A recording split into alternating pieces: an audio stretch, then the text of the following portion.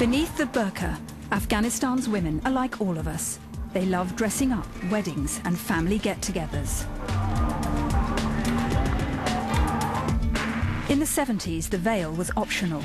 Kabul's middle classes were more famous for their style and their parties. Then came the Taliban's medieval regime. These pictures of the execution of a nameless woman shocked the world. The US-led intervention after 9/11 was to get rid of the Taliban and terrorism, and to end the slavery of Afghan women. Britain helped put President Karzai in power to establish human rights and equality for men and women. They were supposed to cast off their burqas to embrace modern life and democracy. But the truth is that 8 years after the end of Taliban rule, the vast majority of women in Afghanistan are still invisible, downtrodden and desperate. Maria, prosecutor of Herat. She's trying to give women protection under the law, but she's on a hit list. I have accepted this danger and sacrifice. I'm as strong as a man. Every morning when Maria says goodbye to her kids, she doesn't know if she'll see them again. Security men guard this top law officer round the clock. Last year, a huge bomb was detonated outside her house, wounding 3 bodyguards critically. My daughter was terrified, in shock and screaming. It was a very bad moment, and I knew anti-government elements were involved. They did it to threaten me to give up this job. I received a text the next morning saying worse could happen if I didn't give up. In the Taliban years, Maria, a lawyer, had to stay at home like all women. The extremists haven't changed their attitudes. In the past few years, they've assassinated women in public life. A female police chief and 4 women's campaigners. For a woman in this position in a country like Afghanistan, which has been through 30 years of war and destruction, it's hard enough for a man to implement the law, let alone a woman. At home, Maria's children work on their lessons alone. They never go to school or to play with friends for fear of kidnap. The son of another law officer was beheaded by people who thought he was Maria's child. I don't take bribes. I'm a problem for some inside the system, and those outside it too. I have many enemies because I've never acted illegally. Every day the poor come to Maria to get a fair hearing. This woman wants protection from her husband, a heroin addict, who beats her and steals the money she gets from begging. 5 years after Karzai's government adopted a constitution based on equality, women still don't get protection from the law. The police are reluctant to investigate crimes against women, and when men are sentenced, male judges often reduce jail terms drastically. Unfortunately, the law hasn't been implemented properly, and there aren't qualified people in the police and judiciary. And there's corruption. Women don't have access to all these things, knowing people, bribing people, different ways of abusing the system. We have lunch in Maria's office. It isn't safe for her to go out. Her moral stance against corruption has increased her vulnerability as a woman in a top public position.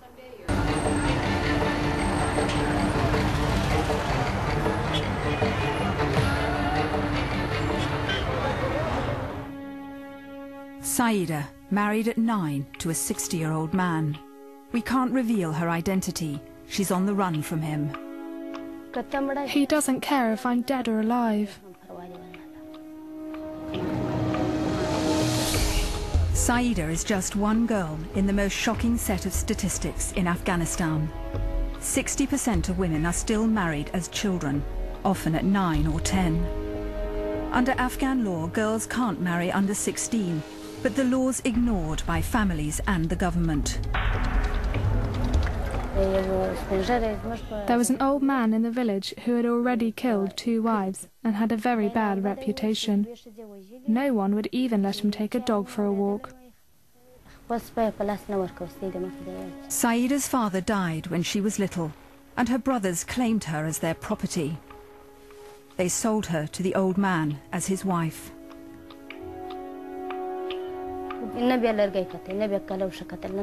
If he saw a shoe or a stick, anything, he would beat me with it.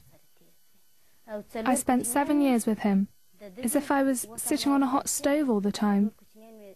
I had 4 miscarriages because of the beating and the stress. Then her husband took Saida on the road, all over Afghanistan, to places where they weren't known, to make money from her. He sold her, forced her into having sex with other men. He would say I was his daughter. He actually sold me to 3 or 4 people. You understand what I mean? He took money from these people.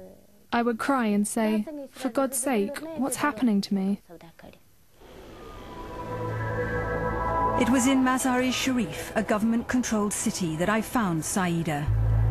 She'd confided in a woman at a shrine. The police were alerted and Saida was taken to a woman's shelter. Now her stepfather and staff at the shelter are helping her to get a divorce. But Saida's husband won't agree to let her go. He's unlikely to ever be prosecuted for what he did to a child. I am very scared. He is in touch with my stepdad through the phone. When I talk to him, he says he is praying to God for an opportunity to drink my blood. He says he wouldn't even care if he dies after that. Saida's childhood has been destroyed. She's 17 and can't read or write. But she knows that only by educating girls and boys will Afghanistan's women be brought out of the dark ages. All the problems we face are to do with a lack of schooling. People who are educated will not make their daughters and sisters suffer. Hussein Banu, Minister for Women. President Karzai used to have 3 women in his cabinet. Now there's just 1. Afghan law states that 16 is the minimum age that a girl can marry.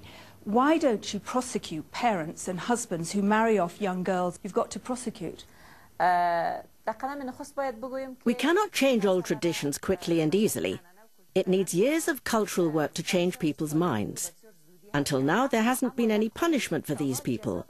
Fortunately, a law banning violence against women was passed recently by the cabinet. After this, then those responsible for this crime will be punished. But will they? Afghanistan already has laws to protect women. Yet even now, 8 out of 10 still suffer from domestic violence. For some, there is only one way out. Zainab, 18 years old, mother of 2. She took a drastic step to escape her husband. It was my destiny.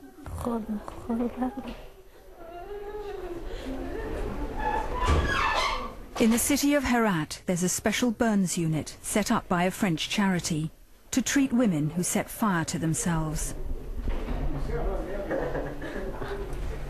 Zainab's been here for 6 weeks, looked after by her mother. I said to him, "Why do you beat me? For God's sake, don't hit me." My head was spinning. I didn't go out, just stayed home all day.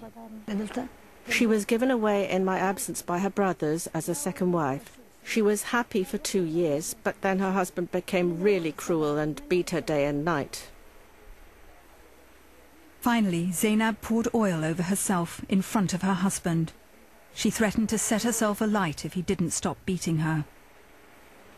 I was going to wash the oil off and not do it. I'm not the kind of person to commit suicide. But then he jeered and said, "Look, she's used 20 Afghanis worth of oil and didn't even burn herself." So I took the matches and set fire to myself. Most women who do this die before they reach hospital. But despite the fall of the Taliban, this one unit treats about 100 such cases a year. Sometimes we have 4 cases in one day. In one day, yeah. There we have 4 cases in one day. Those who make it to Dr. Jalali have little chance of survival. It's 90%, it's 100%. 100%. She died. And other one is Rahima, she's alive. They want to show like a warning for the husband. It's a warning for 90% of the women. So it's like a cry for help. Yeah, it's, yeah. 14-year-old Shahnaz set fire to herself when her father tried to force her to marry an old man. Her burns are so bad, her mother's been told there is little chance she'll survive.